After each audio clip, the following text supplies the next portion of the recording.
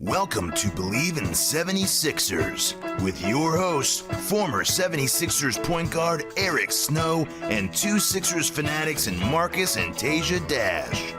Bleav In 76ers is presented by BetOnline.AG. BetOnline.AG is your number one source for all your basketball info, stats, news, and scores. Get the latest odds and lines, including the latest player reports for this year's pro basketball playoffs. BetOnline is always your sports information headquarters this season, as we have you covered for all your sports wagering needs. Basketball, MLB, NHL, right to UFC, and boxing. BetOnline is the fastest and easiest way to get your betting info, including live betting options and your favorite casino and card games you can play right from your home. Head to the website today or use your mobile device to get in on the action. Be sure to use our promo code, that's Bleav, B-L-E-A-V, to receive your 50% welcome bonus on your first deposit. Bet online, where the game starts. Hey guys, welcome back to another episode of Bleav In 76ers podcast. I'm Marcus Dash here with legendary 76ers point guard Eric Snow and my brother Teja Dash. I wish we were coming to you on better circumstances today. I wish we were talking about watching this Miami Heat Knicks game tonight and figuring out who's our next opponent going to be. But, oh man, how's everyone feeling after that last night loss? Not good. I mean, had a true opportunity. The one time that in my career that I had a chance to win the series in Game 6 at home, we didn't win, and 7 wasn't even close. That was my only time that I was in that situation. So the odds are usually stacked against you. So hopefully we can make it different this time. Yeah, it's brutal. I almost wish, obviously, I don't wish it's a blowout, but it's the worst when they tease you and think like, oh, we got this, but you don't. Yeah. It's the worst when it gives it to you and then takes it away rather than from the start. If it was just Boston's game, like, all right, they came out hungrier, but they didn't. Like, we were in it. We had a lead in the fourth quarter. Yeah. Yeah, Eric, everyone on Twitter yesterday before the game was talking about the last time we went to the Eastern Conference Finals. You were part of that team the last time we went to Eastern Conference Finals. Obviously the finals too, but in that series against Toronto Raptors, what's that? I said baby steps. Let's get to the semifinals first. Let's do this first, yeah. But in that series with Toronto, we went 7 games. Yeah. You guys had the opportunity to close out Game 6 in Toronto. Obviously, a little different, but it took you guys 7 games to win that series. Do you see any kind of parallels with the teams and the way that things are going so far, or no? I mean, it's different. I mean, we had home court, so our similarities are actually more like Boston, except, we weren't down 3-2. I mean, we were down 2-1 in that series, I believe. Or maybe we weren't. I'm not sure. I know we were down 1-0. They won the first game. So no, I mean, I just think that it's similar from the standpoint that has gone 7 games, but we were at home, and that's a big difference. That we went on the road and we lost Game 6, but we had the lead, and then it just came a 1-game series at our place. So I'm sure in that Sixers locker room they would have also liked to have a 1-game series at home too.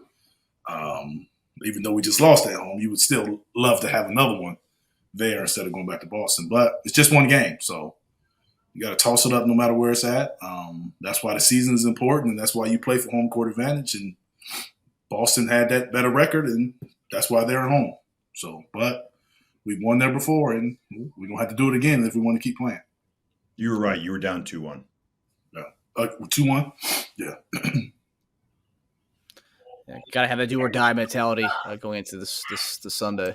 Which I don't get. I was hoping they'd have that last night. Yeah, Maxie said, we got to consider a Game 7 war. It's like, you should have considered this war. What do you mean? So you were fighting against someone who was fighting a war and you weren't?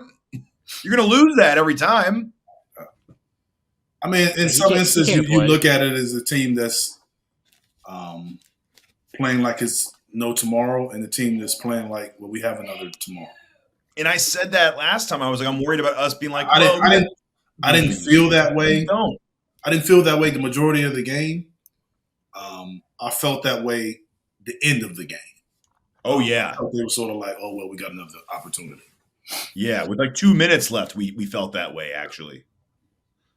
When there was still life there, like we had a chance. Yeah. Obviously, a lot to get into with this game, so we're going to kind of cover all that, and then we'll get into predictions for Game 7 on Sunday. Don't know what time that game's going to be yet. We're waiting to see what happens with the Warriors and Lakers game. If the Warriors lose, that's a 3:30 game on Sunday. So, but okay, we'll get into the first thing. So, obviously, brutal, deflating loss last night. Tatum outscored the Sixers by 3 in the fourth quarter. Just his fourth quarter alone, I mean, that last 2-minute barrage, he had more points than Melton, Harden, and Tobias. And so, lots of blame to go around. Everyone's kind of on Twitter has been kind of blaming everyone on the team. Some are saying Doc needs to go. Just Harden, Embiid. Yeah, but old faithful blame Doc. Yeah, Doc.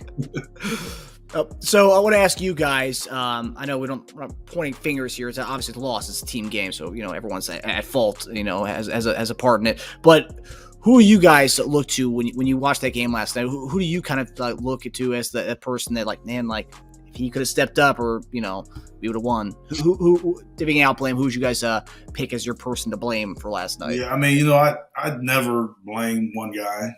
I think it's a shared blame. And for the most part, I think it's more on the players than the coaching staff. Yeah. Boston, I mean, we scored 13 points in the fourth quarter, right? Yeah. 13 points. I felt that we got passive. Guys were getting open shots. They weren't making them. I felt we didn't attack the basket. We didn't try to get to the free throw line. And then we weren't getting stopped. So the game just kind of came and they kept fighting and we just kind of conceded a little bit. So that tells me that this isn't any one particular person that's going to take more. I think collectively, throughout the whole game, guys have always have highs and lows. I think, I know Joel was saying he didn't touch the ball. Some of that is on the guy. Some of that is on Joel. I do believe at the end of the game, it's a 2-point game with 4 or 5 minutes left. Go down low, like I've been saying before. Go as deep as you can. Demand the ball. Get to the free throw line, or put somebody in the basket. Just do that.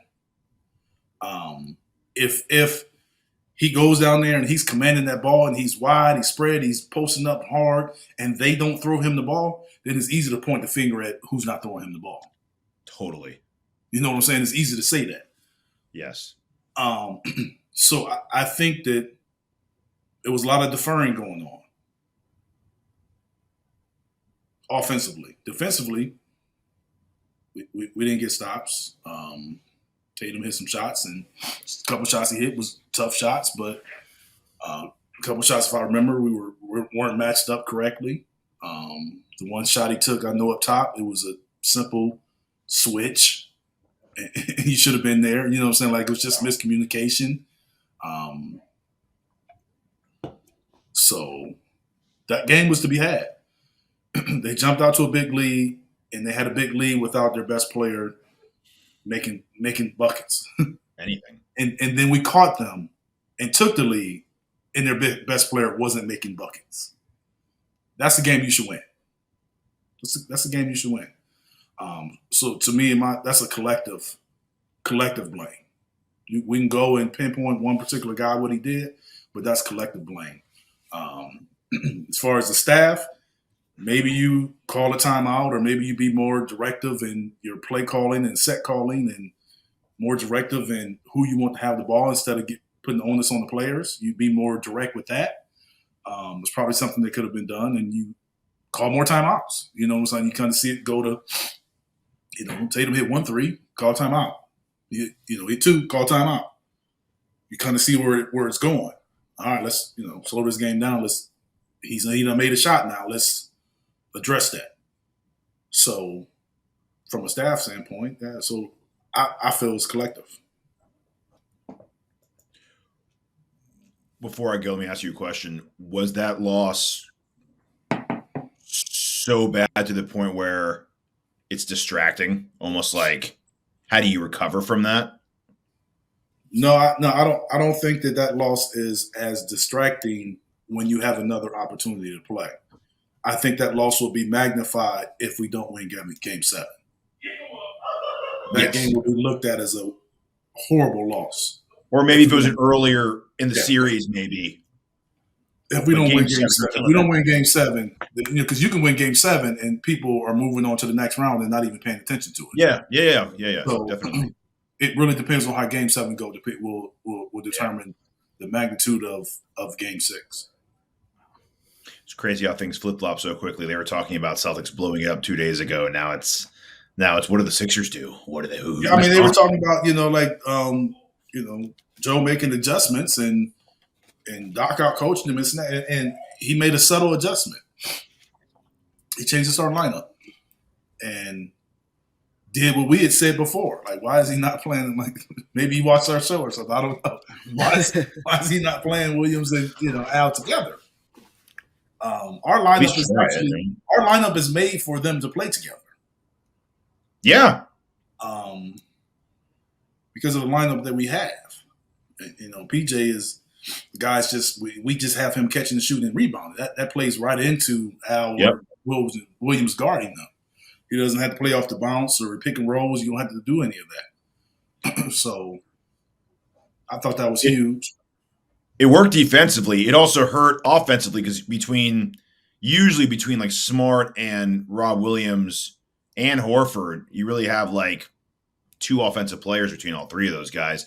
But Smart shot lights out, so it negated anything. Al didn't shoot well the last game. He didn't shoot well in game 6. But Williams is a lob threat. So how many times that guys are driving, they're throwing it up to him, or he's getting an offensive rebound. So as a big, are you less inclined to go and help because of that? And then when you do, they just throw it up to the rim because he's a lob threat. And then Joel was guarding 2 different people. One minute he's guarding Williams, and then when Al guards and we missed, he's going to be on Al. And those are 2 different matchups, totally 2 different matchups. And like I said, Al's not making – he hasn't made threes the last 2 games, but you still defended him like he's making them. So that little subtle adjustment, we'll see what we do to combat that next time.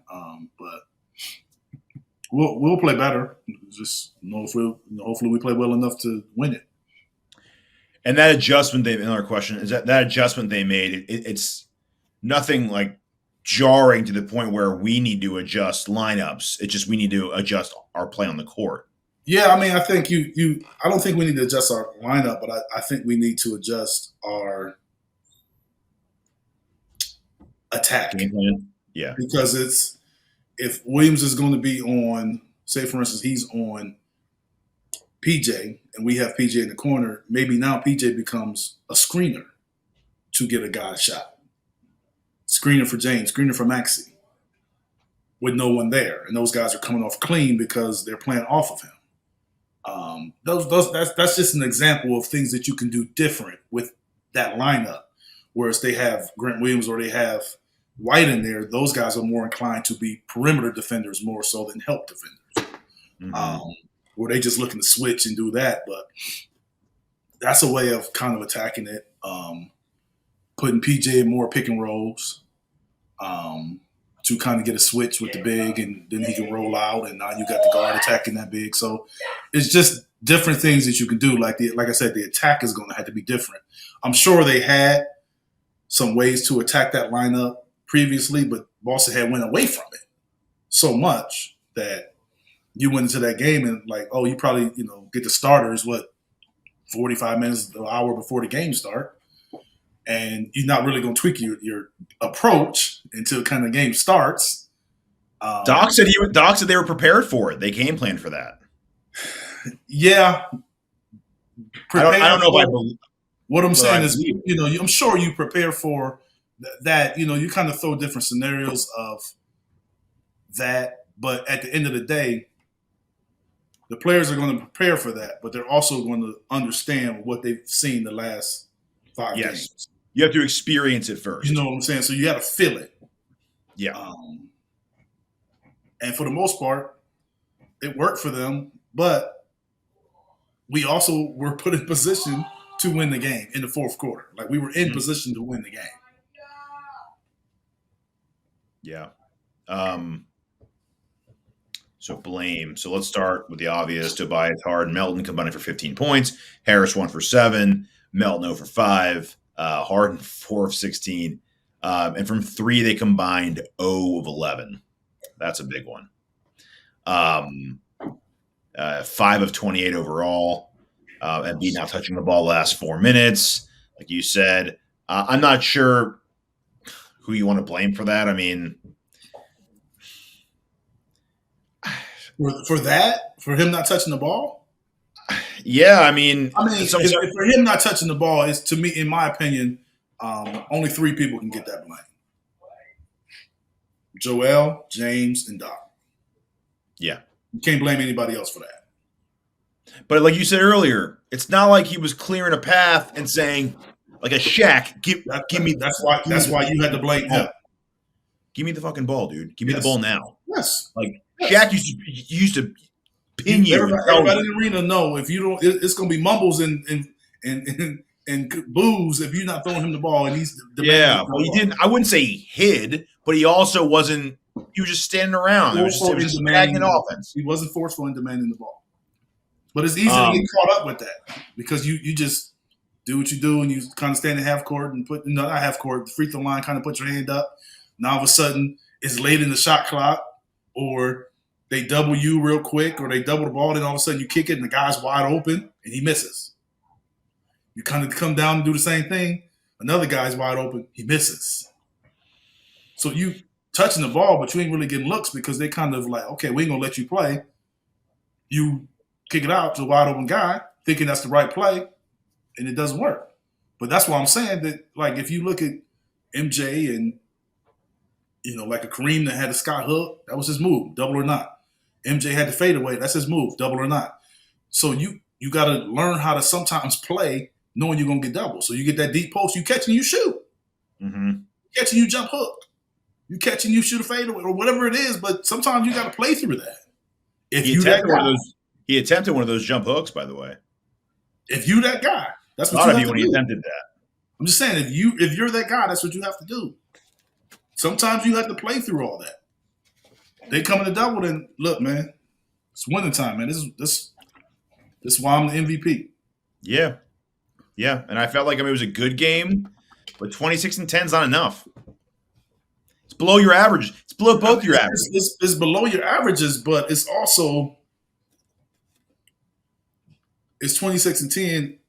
If you get 26 and 10 and you got 6 to 7 attempts in the last 4 minutes, you like, it was an off night. You went for it, but it was an off night. If you don't get attempts, then it's sort of like,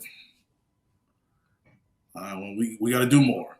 So I'm not going to be one that's just going to blame everybody else except Joel for that. No. Like I said, 3 people. For him not getting shots, 3 people I would blame.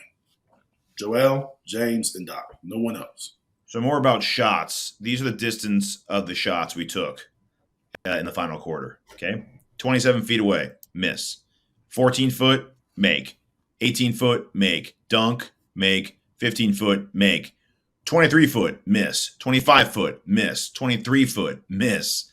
A layup, 5 foot. They didn't say exactly where it was around the paint, miss. 24 miss, 28 foot miss, 19 foot miss, 25 foot miss, 24 foot miss, 14 foot miss, and then 16 foot make.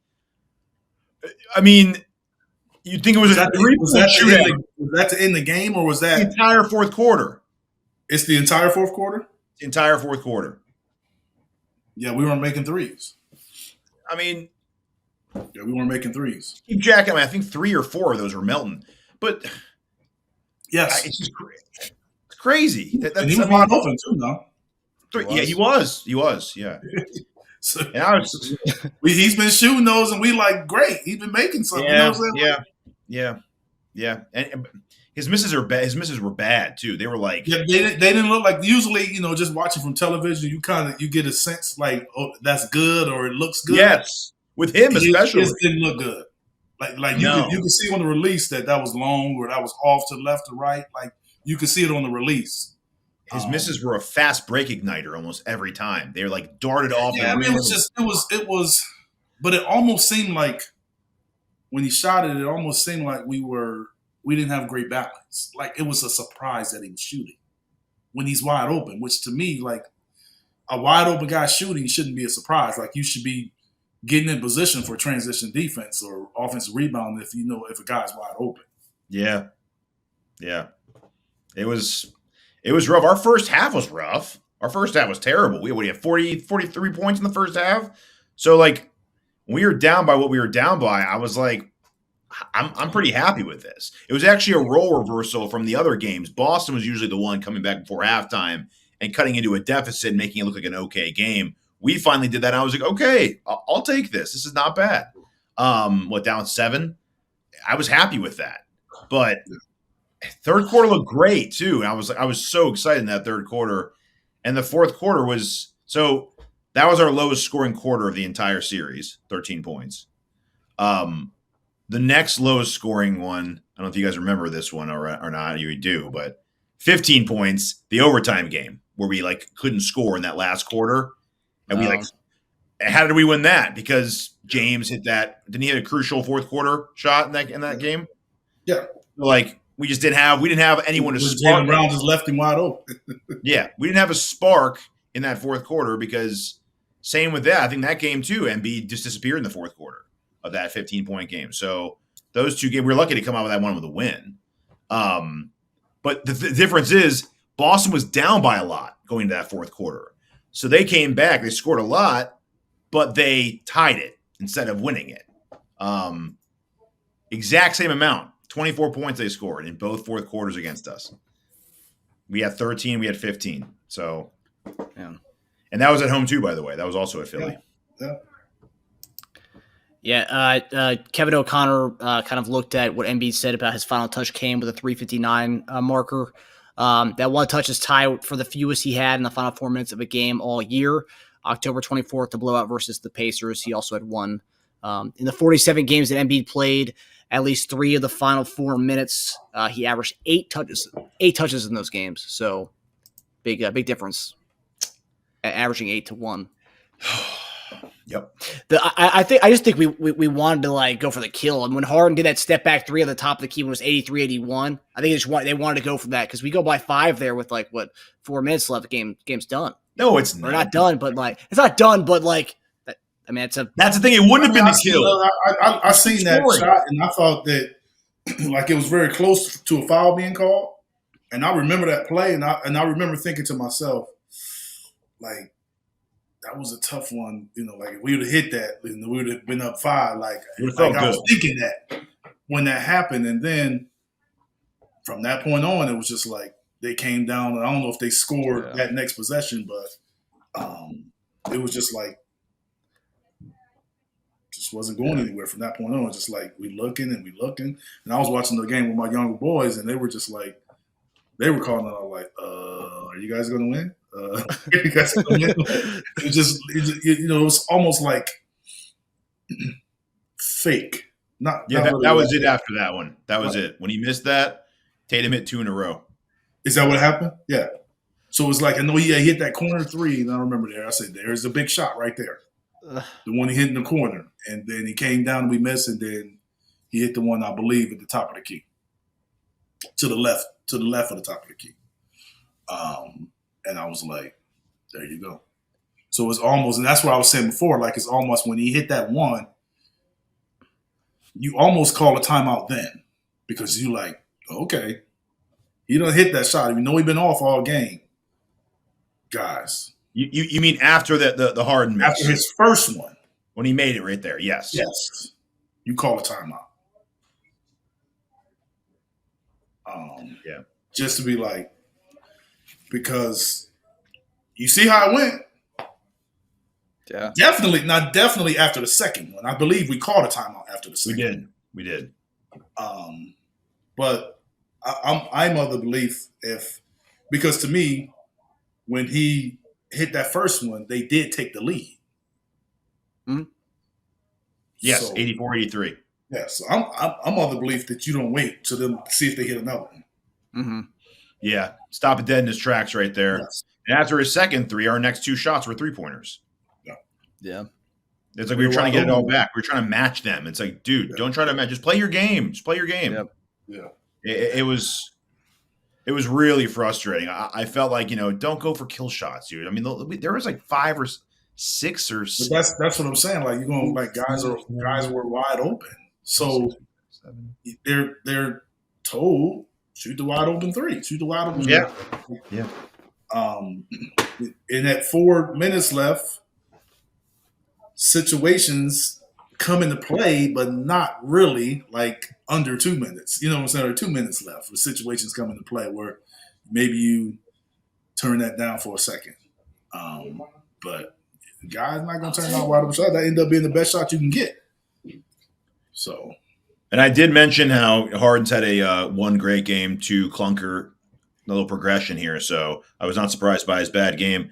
I did run some numbers though. So Embiid, Harden, Maxey, and Harris, I think we've said in the past, just combined to make 90 points, and then we should win. So in our wins, they combined for 96, 99, 89. The 89 was without Joel, so I took the next highest scorer there. Yeah. Our losses, those 4 guys have combined for 56, 66, and 67. It's a huge disparity. Yeah. We're talking 30 points. 30 points difference.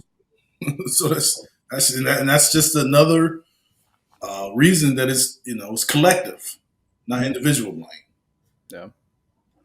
What did you final topic on this segment here? But what did you think when there was about 152 left in the game or 151 left, where Doris Burke kind of called out Harden and Embiid are kind of leisurely walking up the floor like there's like plenty of time left in the game. What did you make of that? Did you feel like they probably packed it in? Doris was right. They conceded. The game was over. It was still enough time. 153. The fight, you go down, you get a stop, you just come down, hit a 3 or hit the bucket. Like, they conceded that the game was over. That's knowing that you have another night. Yes. Knowing that, hey, they got us, but we got another game. And you conceded. You conceded it a little too early. So you play it out. If Doc wanted to take you out, then take you out. But you play it out. Yeah. I mean, you hit a 2 there. It's a 2-possession game with 1:40 left. They didn't run back. You can see it. It was clear as day. I seen it. They didn't do it. She just happened to say it, on the podcast. But it was clear. Yeah, they were done. They were if they got called out, checked out right there, they would have been fine with it. I think part of it was Embiid's I didn't get the ball the last 2 minute frustration too. It was like whatever the reason is, it was something that they shouldn't have done. Yeah, I agree. Okay, so kind of talk about Embiid and Harden and Doc. So being up 3-2 and losing at home is bad enough to lose in that way. Also makes it worse. But this is something we've been kind of talking about all year. Who's the season bigger for? Doc, Embiid, Harden. And so I know in the NFL and the NBA they always talk about legacy games. And so with this game coming up in Game 7, who's this game bigger for? When it comes to Harden, Embiid, and Doc, who would you say this kind of game we're gonna look back to this game as far as like getting over a hump or kind of a legacy game for them going into this weekend? I mean, in some ways that's a tough question because it's so many different things at play for each person that you named. The one thing I knew about Doc and James is they come in with a history already attached to them. So either way, no matter how this game goes, that history of their attachment isn't really going to change. Like, they're always going to be judged on the moment that's at hand. I think it's really about Joel. I think it's about him. You're the MVP. You got one game to do what you said you wanted to do against a team that has beaten you, but you've wanted their place. Go be the MVP. Go be the best player on the court and win the game. So if I had to pick one guy, I think it's on him because I can see a scenario where Doc and James aren't here next year, but Joel will be here next year. Mm-hmm. So how long are we going to continue to talk about not getting past the second round? Yeah. So I mean, sooner or later we're gonna have to, it's gonna have that conversation. Like, it was Ben, it was this guy, it was Doc, it was previous coach, it was James. Like, sometime eventually it's going to be, you got to take some more onus on you, Joel. So, and I don't think it's anything as far as he's a different kind of guy or he can't do it.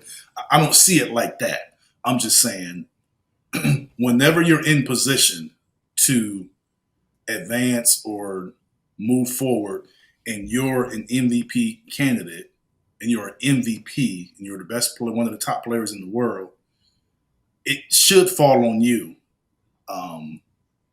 If you go out and you do, and people seeing that you putting up these crazy numbers and you're doing all you can, and you don't get the balance around you, then it's easy to point at other people.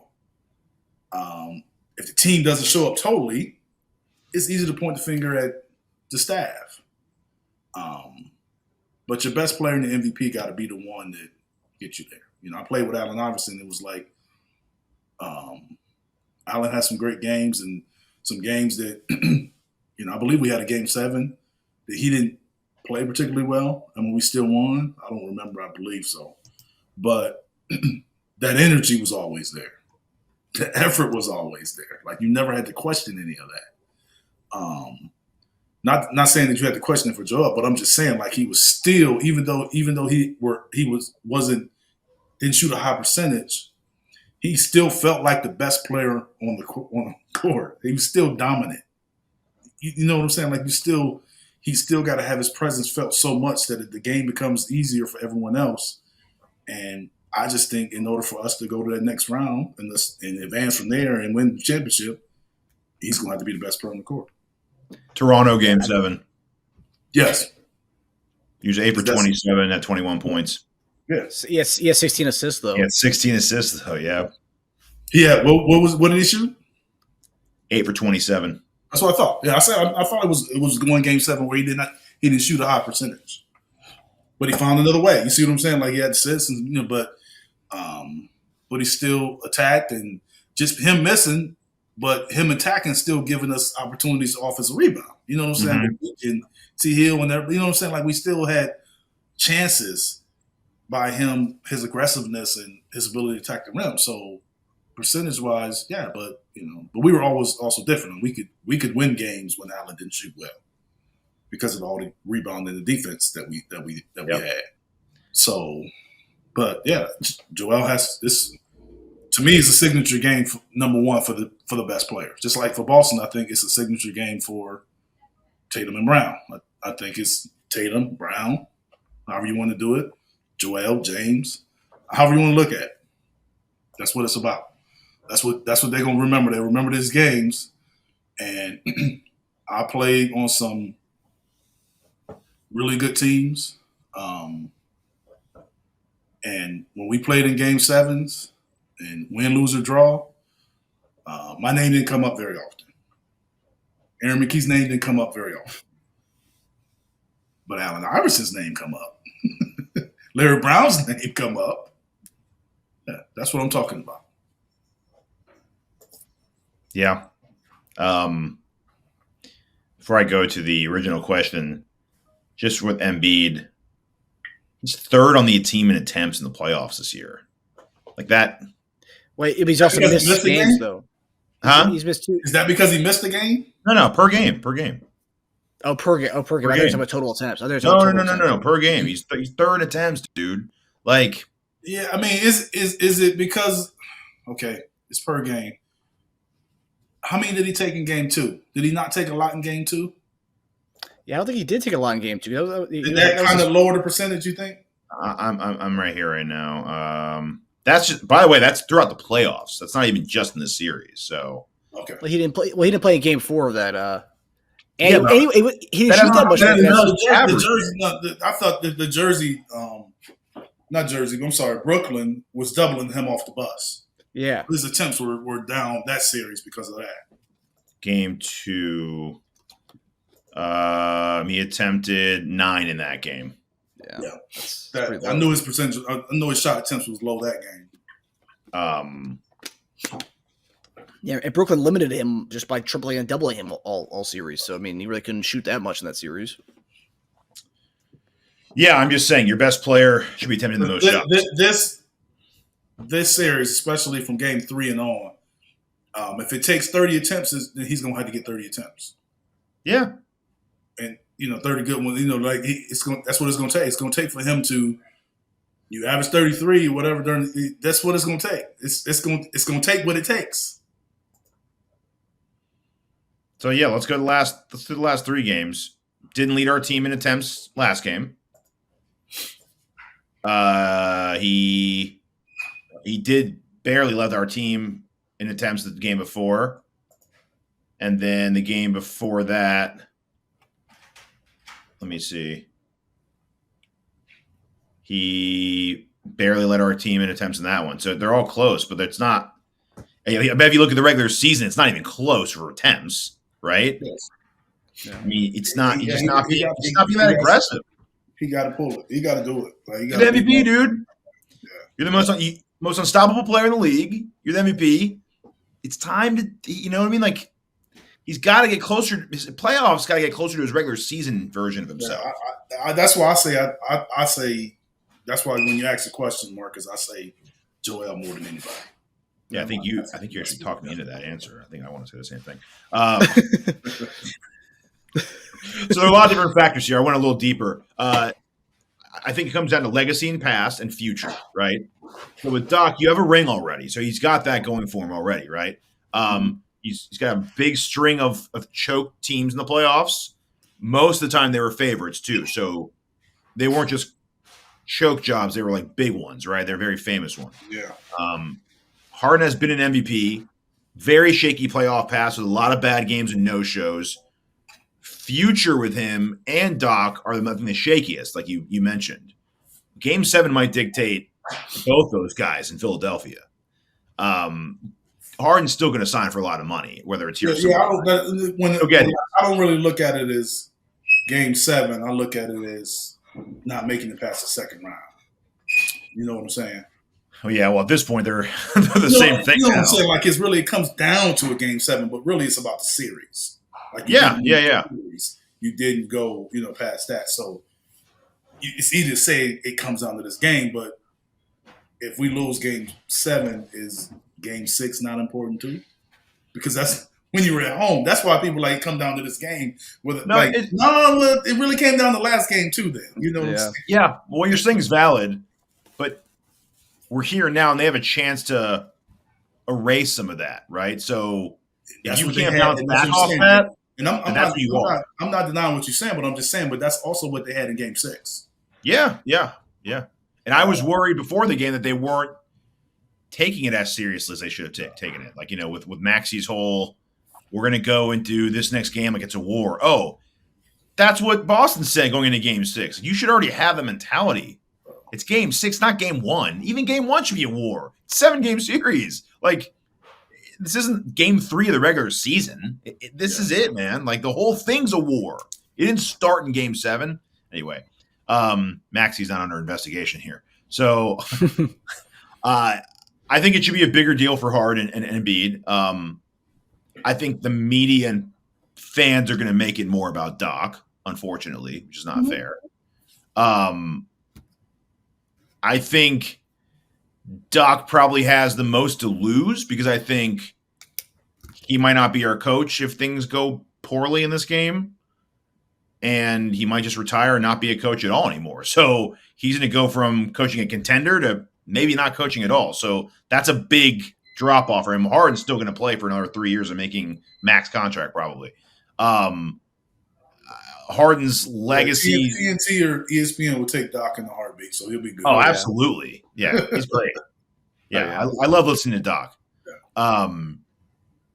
So it's not going to impact Harden's job security. But I lean Harden because he is older and the chances of him winning a finals decreases a lot. Same with Embiid. His chances decrease every year too. But Harden's got, 5 years on him. They will decrease more rapidly over the next couple of years, and Harden's play has decreased every year. So Harden's been to the conference finals though, and the finals. He has. Yeah. I mean, he was He's been to he was sixth man in the finals, but yeah. But he's been to a conference finals and a finals. Yeah. Yeah. Yes. Yeah. So it comes down to, but people dog his playoff pass. He's got a bad playoff record. They do, but they also know that he's done that. So getting past the second round is not an issue. That's not what you're saying about him. Yes, that's true. Yeah, I guess I'm talking That's more what about. I'm saying. It's like if we're not making it, if we're saying this is whatever this run, however long this run has been, 5 years, or whatever this run has been, and we haven't gotten past the second round. That's Embiid. Only 2 years is on James. Yeah. Mm. Yes. And I wouldn't even Doc. And I wouldn't even put last year on. One guy has been there the whole time. I wouldn't even put last year on James, to be honest with you. James just got here. So James is basically like Durant this year for Suns. So that's what I'm saying. So what are we talking about? So if we're specifically talking about semifinal games played, then yes, obviously Embiid's like a shoe-in number one with a bullet. He's up there. It's him. But if we're talking about just playoff legacy period, how many Game 7 chokes does it take to get rid of a legacy of a ring? I don't know. I mean, I think the way it shifts to James or maybe Doc is if Joel is dominant.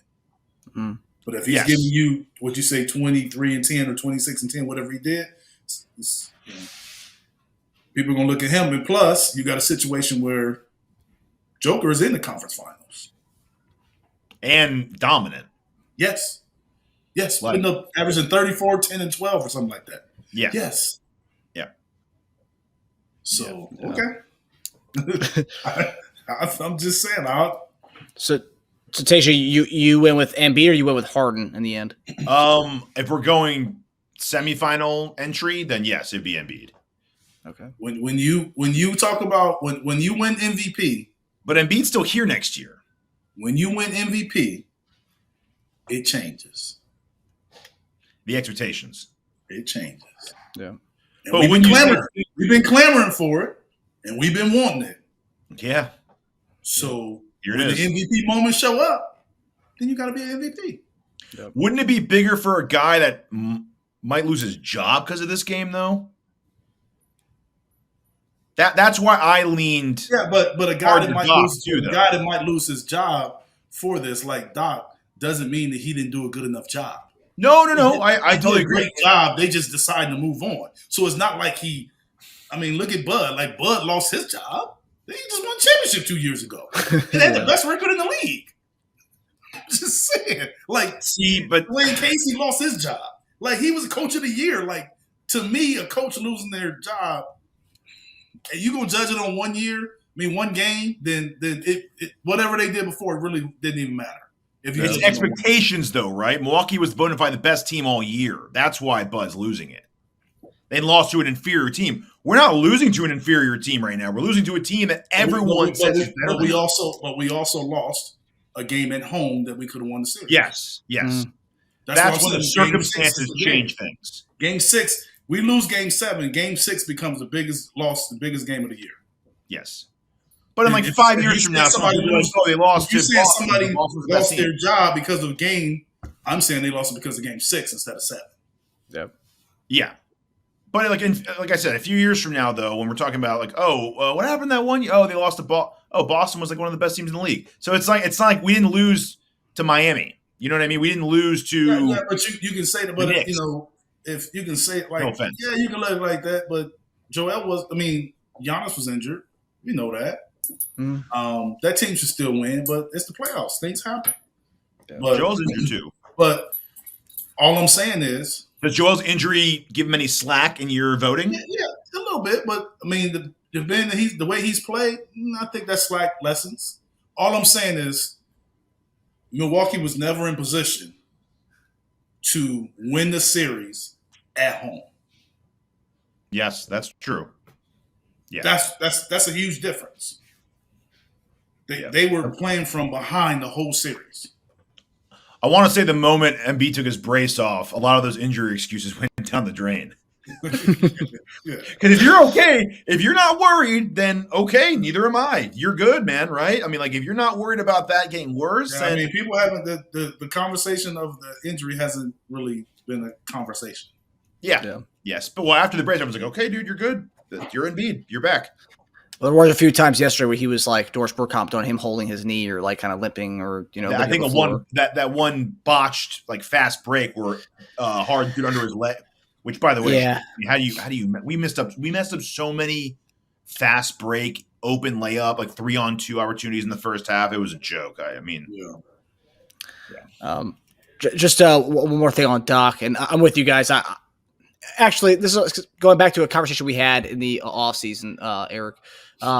You said that this team, Doc may go based on the way it ends, right? Based on how it happens, right? It wasn't a sweep. It's Game 7.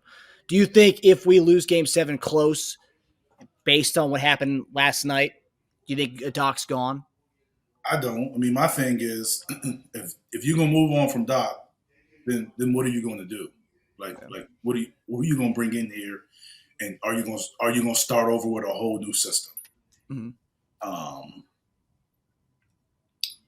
We don't know from that. Like then you bring a guy like PJ come in here and they like these older guys make commitments. Do they make commitments to be in a different system next year? Is this a 2-year? You know what I'm saying? Is this a full 2-year run for James? So I mean, you giving James Harden 1 full year here, mm-hmm. and then you changing coaches. Like, I don't think it's a lot for Doc to go like other people do if we end up losing this game. I personally don't see that. I could see another full year.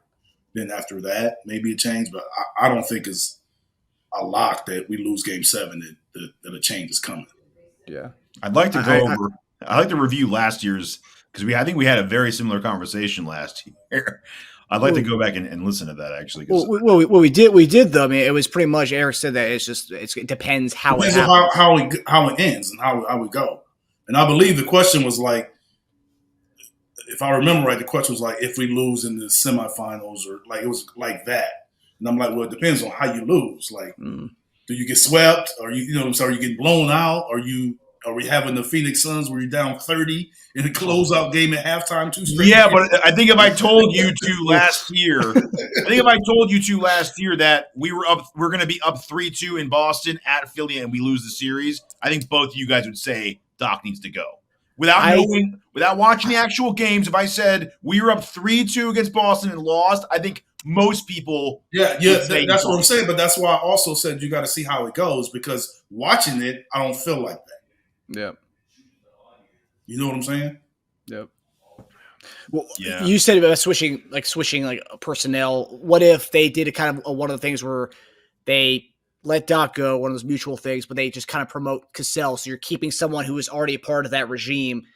Because Cassell's well liked by everybody on that team. I mean, would that make more sense as far as going in a completely different direction and want to keep kind of the nucleus together? I mean, I think Sam needs a chance. I think something like that happens if Doc decides to be a little more aggressive and stepping away. Mm. I don't know why. I don't see why the team would say we're gonna move on from Doc and put the next guy in command. Yep. Unless you're just looking for you're just convinced that we just need a change. And I think if they're going to do that, they'll open it up. Mm. I don't think Doc leaves unless they already know who the guy is. Yep. That's what I'm saying. So if he goes, then who? Then who else? But this would be one Marcus. This would be his fifth in a row, Game 7 lost? I believe so. Just based on the numbers, I have the numbers right here. Doc Rivers is 6-9 all time. Game 7 hasn't won a Game 7 since 2015. Lost the last 4 by an average of 12 points per game, and has never won a Game 7 on the road. So, I mean, so to me, the legacy is already cemented. That's why when I was saying legacy, he win this game, people still gonna look at him the same way. We go to the next round, they're gonna say the same thing. So I don't think that winning the game changes the perspective of how they view him. That's why I said what I said as far as the legacy game. I don't think, just like with James, I don't think it changed how they view James as far as the playoffs. it just postpones it to the next Game 7. It's just to the next situation. Like, all right, Doc, so you got us this time. The next Game 7. You move on to the next round, they're not going to say, James and Doc, that's over with. All their history is gone. Now we in the conference finals. No, they'd have to win a ring. Yeah. They'd have to win a ring in like a crucial Game 7 to win the ring, to like really smack it to make that go away. Yes. Even with Doc's ring, people still talk about his Game 7s more so than they ever talk about the ring he had. And they try to poo-poo his one ring. Oh, he had the big 3. That doesn't really count, People talk about the Game 7s. I also think the way you lose to and who you lose to matters a lot. I mean, again, Boston was the favorite. We were barely a favorite before Game 6 to win the series. That's how good Boston is viewed, people. Doc Rivers coached in the Game 7 in the finals on the road and almost won. And nobody wants to talk about that. Yeah. Of course not. Yeah. All right, so we're going to get to the final topic here, the predictions we have. So before we get to the picking the game, we're going to go do some face-offs. Point warm total, up, right? Nice. A little warm up before we get to the main event, the pay-per-view event. Okay, so who has more points? I'm going to go down 2 guys. I think we have 4 here. So first, who has more points? Tobias Harris or Derek White? It's a good one, right? It's a real good one. Tobias, because I think that they stick with Brogdon a little more than White and Williams. I'm going to go Tobias. I think he has a bounce back. He's good at bouncing back, but that was a dreadful game. And you know what? We didn't talk about his pressure, but he might be gone this next 6 months, 8 months if this is another bad game for him. But you count his income, so he's good. Yeah, I was counting him big time yesterday. I was counting him big time. Yeah, $5 million, 6 mil for every miss he had yesterday. That's where I was counting. Good for him. and Eric, he was talking about this throughout the game. He goes, absolutely. I'm sure he was. Yeah. 1 for 7. I mean, come on, man. Hey, I'm sure he was. He count people's money. I'm sure he do. 1 for 7. All right, so the next one, James Harden or Marcus Smart, who will have more points between the two of them? James. If James doesn't, we lose. Okay. If James loses this matchup right there we just talked about, we're going to lose by like 15, actually. So James. All right. Okay, so then we got Tyrese Maxey or Jaylen Brown. Who will have more points between the two of them? Jaylen Brown. Go Brown. I think Brown will have a better Game 7. All right. We got the main event here. Okay. Who will have more points, Joel Embiid or Jason Tatum? Oof. If we want to win, it needs to be Joel. That should be like his mark. We're not going to tell you how many points to score, Joel. Just outscore Tatum. But I also think that I think he outscored him last game, too. Tatum and Brown will balance out a little bit. I think Joel has to outscore Tatum, definitely. The problem is, too, some of these matchups we got to outscore by a lot because Celtics aren't that top heavy. They have a lot of guys who can pitch in for like 10 to 15 points. So when our top heavy guys need to outscore their counterparts by a lot, it's not just he outscored him by 3 points. Like, no, that's not good enough. Now when Brogdon's putting in 15, Not when Robert Williams is getting 3 or 4 lobs and scoring like 8 points. Horford scoring like 10 points. They have so many guys who pitch in a little here and there. Yeah, that's this game it'll mean a lot when you see how Al Horford shoots the ball. Yep. Yeah. Honestly, I hate to say it, he's due for a better game. That's for sure. So He's been ice cold. Yes. Yeah, Melton will counteract that then. He's due. Right. He's definitely due. We have a few guys that are due. That's the beauty of it. Harden by pattern and stats is due. The one good game, 2 terrible games. One good game, 1 average game, one bad game. This is it right here. All right, you're right. This is it. So, final topic here, guys. Game 7 at Boston Sunday. Right now, the Sixers are a 7-point dog. We were opened up at 7 points. We went up to 7.5 points. Now came back down to 7 points. So, who do you guys? And also, we've been an underdog every game this series so far, even the games at home. The 2 games we won at Boston, we opened up as a 9.5 point favorite or 9.5 point underdog in game 1. We opened up as a 7.5 point underdog in game 5, and then we ended up winning both those games. So I'm throwing out this spreads. I don't think Vegas can really handicap this this matchup. But who do you guys have? 6 or 7 point underdog Sunday. Who do you guys have? The heart has the Sixers. The mind, I don't know. I don't feel good. I want to show you my screen. I have that exact thing written out. My heart says this. My head says this. I do not feel good about it. And I have not felt good since we lost the game last night. I just don't have a good feeling. They're going to have to win for me to feel good. Not into the game, get close. They have to win for me to feel good about it. I just don't have a good feeling. I just think, and I said it at the last show, I thought Game 6 was the game to be had. Mm-hmm. Yeah, you said that before the season started. Serious, because I said 7. You said, I don't think we win a Game 7 if it goes back to Boston.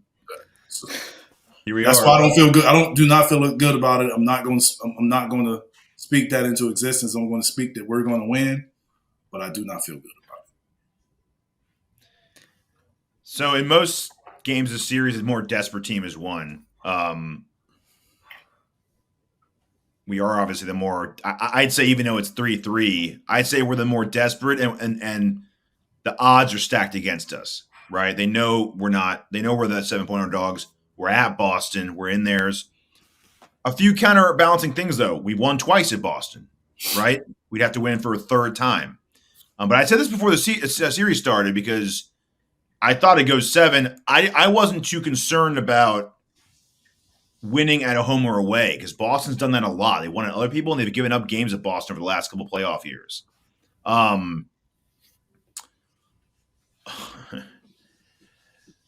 Heart and head. I'm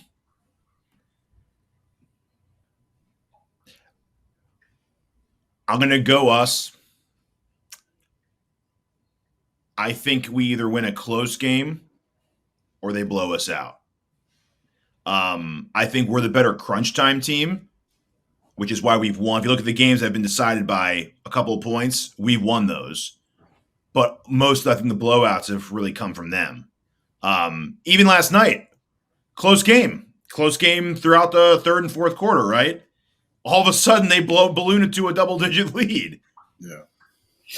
Quick, because they're not as good as a crunch time team. I think if it comes down to a trading bats at the end of the game, we have guys that are just unstoppable. Embiid and Harden at the end of the game can have been making game winners. Even Maxey, that stat I think I read recently that Maxey and Harden have, I think, 2 of the most game tying or game winning shots. I read. Did you guys see that in the playoffs? I think one has 3, one has. I think that's right. Yeah. I'll pull it up right here. 3, 2 or 3. Yeah. I seen that. Yeah. So I just think that if it's close, I'll feel great. Like if we get to, if it's 2 minutes left and we're down by 2, I'll feel good about it. I just think we have to get there. It's all about getting there because everything else. I mean, I I think we're susceptible. I hate the spread. I think the spread wants you to take Philly +7 because it's a deciding game. It's been a great series. Take a team +7 points or so equal and even. I don't think that's the case. The spread scares me. I'm taking Philly because my heart wins out, and I predicted Sixers and 7. I'm pretty much where we are right now. I thought we'd probably have to win Game 6 to get to Game 7, which we'd have the momentum going into it. But and hearing them say it, talk themselves into it, this is war. Oh, I wanted a Game 7. No, said Game 7s are great. Really? No, you don't want no Game 7. Really? Is that what you really, Embiid? You really wanted to go to a Game 7 at Boston? Is that what your game plan was going into the series? My family bracket here, just so you all know, I picked the Sixers to beat Denver in the finals. So okay, well, that's your part again. Yeah, but one team is in the conference finals. We can get the other one there. Yeah, it's go time. And someone posted this online. If you look at the Raptors Sixers 7-game series, the Raptors had pretty much the same roadmap. The way if we win Game 7, we will have the same amount or the same wins in the same games that they did, same as the Hawks as well when they beat us in 7 games too. So we are all the games we've won are the same games they won in that order. You mean like one? Yeah, one. Yeah. Yeah, was 1, 3, 5, and 7? Yeah, 5 and 7, yeah. Yeah. So we could be in that same kind of trajectory. So, but just on the other side of that. So hopefully we're getting 2001 76ers magic from our guy Eric over here. What also sucks is the trends are against us too, because besides Game 1, every team's won 2 in a row, right? Boston won 2 and 3. We won 4 and 5. Boston won 6. Yep. But we start off the winning with that first one though, so that could be our that could be the 1-1 split. It's a mirror. We'll see. We'll see. So that game will either be at 8:00 or 3:30, depending on the way the Warriors-Lakers game goes tonight. I also like that we got an extra day for this one finally instead of the 2 days. That helps. That helps the knee and it helps Harden. Yeah, that helps both teams. Yeah. Yeah, that's true. That's true. I have tunnel vision, Eric. I'm only looking at how it helps us. That helps both teams. Would you rather play early or late, Eric? Early afternoon, especially after 2 days off. And that game, the next game is a 2-point game now, just so you know. Oh my God. No. The Knicks nicked in the second quarter. There you go. So the next time we'll see you guys, we'll either be talking about a preview of the offseason or a preview of Knicks Heat versus Sixers. So hopefully it's the latter. But I hope you guys enjoyed. I hope so. We hope you guys enjoy the game Sunday, and hopefully Sixers pull it off. So, all right, fingers crossed. Take it easy. All right, guys.